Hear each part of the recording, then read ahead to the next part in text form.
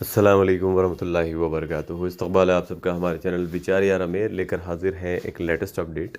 جیسا کہ آپ تھمبنیل پر دیکھ ہی چکے ہیں، سیدھا چلتے ہیں خبر کی طرف۔ سعودی عرب میں اینٹی کرپشن کے ادارے نزاہتہ نے گزشتہ دنوں بدعنوانی کے الزامات میں متعدد اعلیٰ عہدیداروں کو حراست میں لیا ہے۔ زیر حراست افراد میں قاضی، عدالت کا کاتب، گورنریٹ کا اہلکار اور قانون نافذ کرنے والے ادارے کے عہدیدار اور حکومتی اہلکاروں کے علاوہ غیر ملکی افراد شامل ہیں۔ اخبار 24 کے مطابق وزارت عدل کے تعاون سے محکمہ اینٹی کرپشن کے ٹیموں نے ایک کمشنری کے نوٹری پبلک کے سابق ڈائریکٹر کو سرکاری اراضی کو اپنے رشتہ دار کے نام منتقل کرنے کے الزام میں حراست میں لیا۔ اسی کیس میں عدالت کے ایک سابق جج کو حراست میں لیا گیا۔ اراضی کی منتقلی ڈیڈ کی تصدیق کرنے پر 10 ملین ریال وصول کرنے کا الزام ہے۔ علاوہ ازیں نوٹری پبلک کے 2 مزید اہلکاروں کو بھی گرفتار کیا گیا۔ اراضی کی لیز جاری کرانے میں تعاون کرنے پر مبینہ طور پر 50 لاکھ ریال وصول کیے۔ بدعنوانی کے دوسرے مقدمے میں بلدیہ کے ایک اہلکار کو حراست میں لیا گیا، جس نے مبینہ طور پر 63 ملین ریال لینے کے بعد 3 تجارتی اداروں کو غیر قانونی سرگرمیوں پر ملنے والی سزا کے خلاف غیر قانونی طور پر انہیں امپورٹ کی اجازت جاری کرائی۔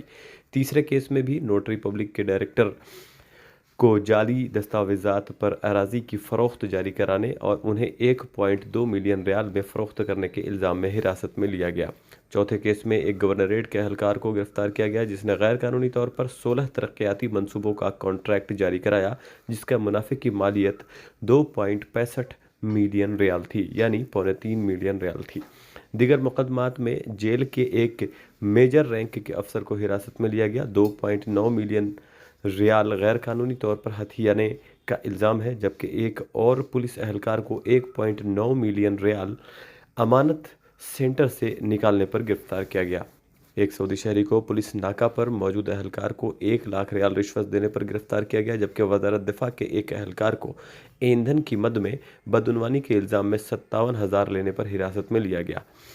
ویٹنری ڈاکٹر کو فارمیسی کی ادویات کے ٹینڈر میں خورد برد پر حراست میں لیا گیا۔ ٹریفک پولیس کے ایک اہلکار کو بھی گاڑیوں کی نمبر پلیٹوں اور ناکارہ گاڑیوں کو کینسل کرانے میں بدعنوانی کے الزام میں گرفتار کیا گیا۔